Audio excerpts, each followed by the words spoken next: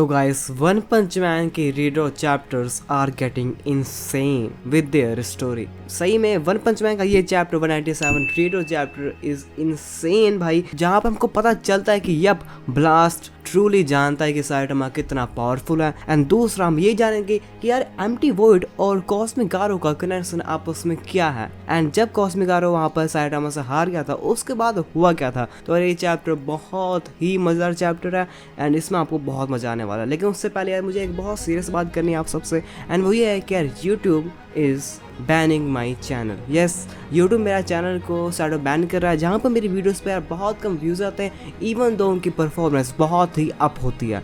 And इसको fight करने के लिए भाई मेरे पास कुछ ज़्यादा है नहीं, मैंने उनको वैसे ही इन्फॉर्म कर दिया इसके बारे में। लेकिन आपको यार मेरी हेल्प इस पर करनी पड़ेगी। आपको ज़्यादा कुछ नहीं करना, बस आपको यार इस वीडियो को लाइक करना है, मेरे चैनल को सब्सक्राइब करना है एंड भाई कमेंट करना है ज़्यादा से ज़्यादा।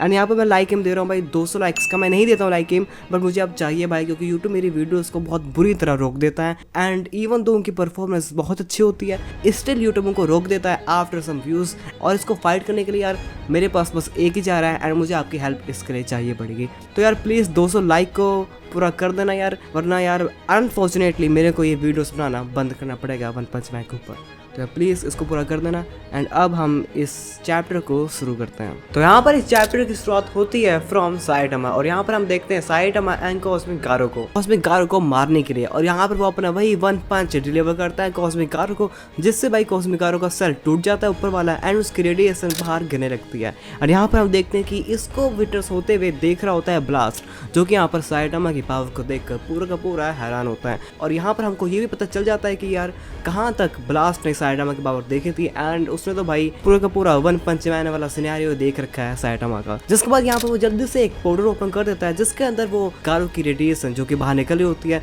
वो उसको दूसरे किसी डायमेंशन में भेज पाए, जहाँ पर अर्थ को उसके डायमेंशन से कोई भी खतरा ना हो। लेकिन यहाँ पर जब ब्लास्ट ऊपर देखता है तो वो देखता है यार एम्प्टी वॉइड को, जो कि यहाँ पर उस डायमेंशन के अंदर आ चुका होता है। एंड यहाँ पर वो गारो की पूरी रेडिएशन की पावर अपने अंदर सोख रहा होता है। एंड इसको देखकर ब्लास्ट बहुत ही हैरान हो जाता है कि वॉइड तुम यहाँ क्या कर रहे हो। और यहाँ पर हम ये भी देखते हैं कि एम्प्टी वॉइड यहाँ पर एक बहुत ही बुरी और पतली हालत में होता है, जहाँ पर वो बहुत बुढ़ा सा लग रहा होता है एंड वो बहुत ही वीक लग रहा होता है। तभी यहाँ पर ब्लास्ट भी भाग कर जाता है उस डायमेंशन के अंदर एम्प्टी वॉइड को मारने के लिए। जिसके बाद यहाँ पर ब्लास्ट अपना पंच को आगे करता है एंड यहाँ पर एक बहुत बड़ा सा अटैक मारता है एम्प्टी वॉइड को। और यहाँ पर ये अटैक उसको लगने जा ही रहा होता है कि तभी यहाँ पर एम्प्टी वॉइड पूरी तरह से ट्रांसफॉर्म हो जाता है। एंड यहाँ पर वो भाई अपने ब्लेड निकाल के ब्लास्ट के उस अटैक को पूरी तरह से काट देता है। और यहाँ पर हम देखते हैं भाई एम्प्टी वॉइड का न्यू लुक, जो कि इस बार मुराटा ने उसको दिया है एंड ये बहुत ही डिफरेंट है फ्रॉम द प्रीवियस वन जो हमने देखा था। अब यहाँ पर ब्लास्ट अगेन इस बार अपने दोनों पंच बनाता है एंड अपने दोनों हाथों से वो वाला अटैक मारता है। लेकिन देन यहाँ पर यार हम देखते हैं कि यहाँ पर एम्प्टी वॉइड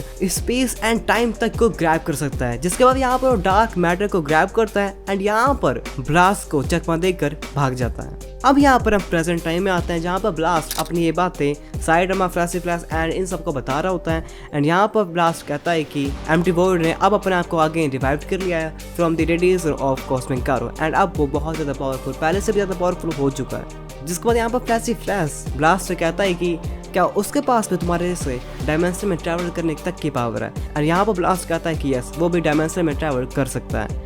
अब यहाँ पर फ्लैश अपने आप से कहता है कि ओके तो ये एक ऐसा एनिमी है जिसको हम स्पीड से हरा नहीं सकते।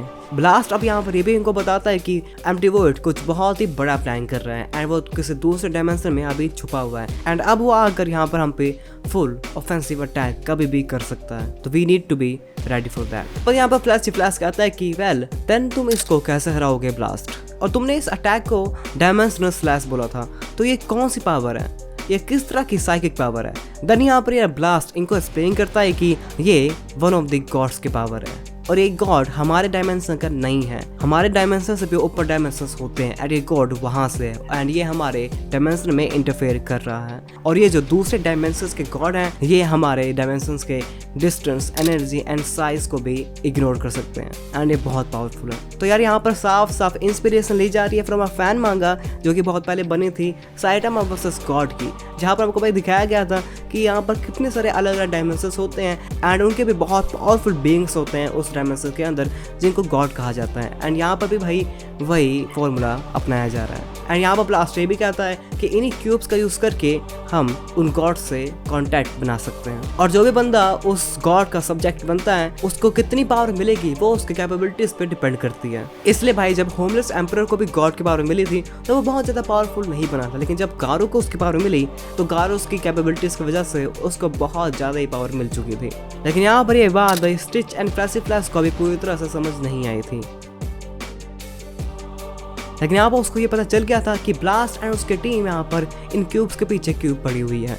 अब यहाँ पर आगे हम ये देखते हैं कि यहाँ पर एक हीरो एसोसिएशन की एम्प्लॉय भागकर ऊपर आती है एक मैसेज देने के लिए, जो कि यहाँ पर सोनिक के द्वारा भेजा गया था फ्लैशी फ्लैश के लिए। और यहाँ पर उस लेटर के अंदर लिखा होता है कि वो बंदा अब उठ चुका है एंड वो अब तुम्हारे पीछे लग गया है और तुम्हारे भागने का कोई भी फायदा नहीं होगा।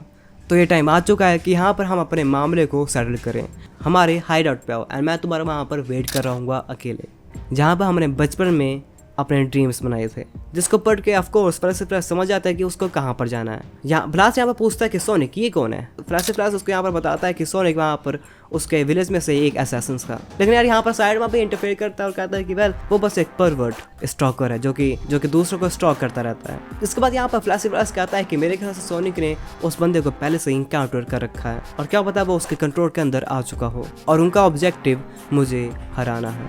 लेकिन देन यहाँ पर साइड में उसको बहुत अच्छे से डिकोड करता है और कहता है कि वेल ये पढ़ के मुझे ऐसा लग रहा है कि सोनिक तुमको पहले मारना चाहता है ताकि तुम एम्प्टी वॉइड के हाथों से मर ना जाओ। और ये सब देखकर ब्लास्ट बहुत शौक होता है कि भाई इन दोनों का रिलेशनशिप है क्या। जिसके बाद यहाँ पे फ्लैशी फ्लैश जाने लगता है उस हाइड आउट के ऊपर और यहाँ पर वो ब्लास्ट से कहता है कि वेल मेरे ख्याल से क्या होता है वो बंदा वहां पर उस प्लेस पे आए एंड ये तुम्हारे लिए एक बहुत अच्छा चांस होगा ना ब्लास्ट। और यहाँ पर ब्लास्ट पे कहता है कि हाँ ये मेरे लिए एक अच्छा चांस हो सकता है, लेकिन स्टिल मैं अभी तुम्हारे साथ नहीं आ सकता क्योंकि मुझे अभी बाकी सारी अथॉरिटीज एंड हीरोज को भी इन्फॉर्म करना है अबाउट डायमेंशनल स्लैश। तो अगर तुम्हें कोई भी प्रॉब्लम हो या वो बंदा तुम्हारे पास आए तो ये बटन को प्रेस कर देना एंड मैं तुम्हारे पास उस समय पहुंच जाऊंगा। जिसके बाद यहाँ पे यह ब्लास्ट साइटामा से भी कहता है कि अब तुम क्या करोगे केव्ड बॉडी। यहाँ पर फ्लैशी फ्लैश कहता है कि वेल क्योंकि वो मेरा डिसाइपल है तो अगर वो मेरे साथ आना चाहे तो मैं उसको मना नहीं करूंगा। लेकिन देन यहाँ पर साइटामा कहता है कि नोप ब्लास्ट ऑलरेडी एम्प्टी वॉइड के पीछे लगा हुआ है तो इसलिए मैं और मुना को कहीं पर जाकर आराम से खाना खाना पसंद करेंगे।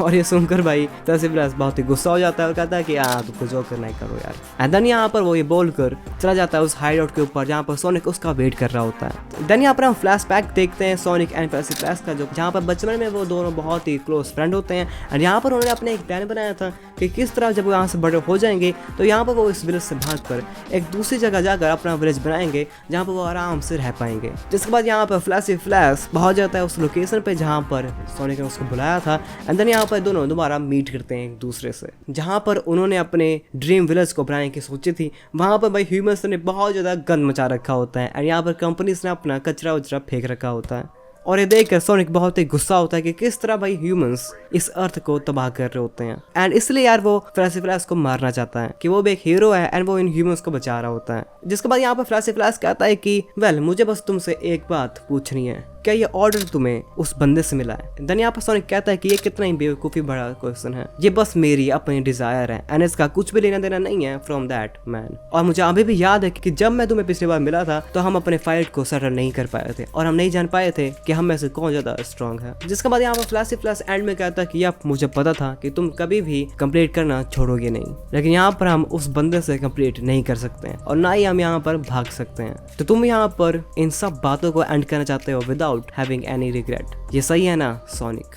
और इसलिए अब मैं तुम्हारे साथ रहूंगा फॉर योर फाइनल मोमेंट्स, क्योंकि यही मैं कर सकता हूँ। तो यार अगर आपको यहाँ पर नहीं समझ आया कि फ्लैशी फ्लैश क्या बात कर रहा है तो उसको पता है कि एम्प्टी वॉइड बहुत ही पावरफुल है एंड भाई फ्लैशी फ्लैश यहाँ पर सोनिक के बारे में बहुत ही चिंता करता है। वो अभी भी उसको अपना फ्रेंड मानता है एंड इसलिए यहाँ पर वो सोनिक को एक पीसफुल डेथ दे देगा अगर यहाँ पर उसको मारने की बारी या मारने की अपॉर्चुनिटी मिली सोनिक को, क्योंकि यहाँ पर उसको पता है कि अगर एम्प्टी वॉइड उसके हाथ लग गया तो फिर बहुत ही बुरा होगा सबके साथ। और यार इसके बाद यहाँ पर ये चैप्टर पूरी तरह से एंड हो जाता है। तो यार ये चैप्टर भी है बहुत ही मज़ेदार एंड भाई अब सही में दोबारा वो पीक जो हाइप थी ना वो वापस आ रही है, क्योंकि एक बहुत ही मेगा एंड पावरफुल विलन दोबारा आ रहा है वन पंच मैन के अंदर, जो कि भाई कॉस्मिक गारो से भी ज़्यादा पावरफुल होगा। एंड ये एक बहुत बड़ी बात है क्योंकि हमको लगा भाई कि अगर अब कुछ आर्क तक हमको कोई भी कॉस्मिक गारो के लेवल का थ्रेट नहीं मिलेगा वन पंच मैन के अंदर। बट यहाँ पर भाई मुराटा एंड वन ने समथिंग डिफरेंट किया from the web comic and they have gone all out on this empty world guy. और यहाँ पर हमको एक बहुत ही बड़ी फाइट फ्यूचर में देखने को मिलेगी between blast and empty world and ये बहुत ही मजेदार होगा, क्योंकि यहाँ पर भाई साइडामा ने पूरा बता दिया कि वो इस फाइट के अंदर ज्वाइन नहीं होगा अंटिल द वेरी एंड। जब तक ब्लास्ट हार ना जाए या ये अर्थ डिस्ट्रॉय होने वाली ना हो, साइडामा हमको इस फाइट में देखने को नहीं मिलने वाला है, क्योंकि हमको पता है कि अगर साइडामा आएगा तो यार तो फिर बहुत जल्दी ये फाइट एंड हो जाएगी। लेकिन मुझे देखना है भाई कि अगर ये बंदा एम्प्टी वर्ल्ड कॉस्मिक गारो से ज़्यादा स्ट्रॉन्ग है तो इनकी फाइट होगी कैसे, क्योंकि हमने ये देखा था कि भाई गारो एंड साइडामा की जो फाइट थी वो बहुत लार्ज स्केल पे हुई थी। लाइक सही में जुपिटर सब डिस्ट्रॉय हो चुका था उस फाइट के अंदर। तो अगर ये बंदा गारो से ज़्यादा स्ट्रॉन्ग है तो देन ये फाइट और भी बड़े स्केल पे होनी चाहिए, वेब कॉमिक जैसे एंड नहीं होनी चाहिए। तो ये देखने वाली बात होगी कि मुराटा एंड वन इसको किस तरह हैंडल करेंगे एंड हमको किस तरह की फाइट देखने को मिलेगी एम्प्टी वर्ल्ड एंड साइडामा की। तो यार यही थी वीडियो। आई होप आपको ये चैप्टर बहुत ही पसंद आया हो। अगर आया यार तो प्लीज लाइक कर दो इस वीडियो को, बहुत जरूरी लाइक करना, सब्सक्राइब कर दो, कमेंट कर दो, वरना भाई अनफॉर्चुनेटली मेरे को आगे से इन वीडियोस को बनाना बंद करना होगा, क्योंकि मेरे चैनल को बहुत ही डैमेज कर रहे हैं। तो यार प्लीज लाइक कर देना, 200 का लाइक एम है। एंड अब मैं मिलूंगा आपको अपनी अगली वीडियो में। Till then please take care of yourself and bye.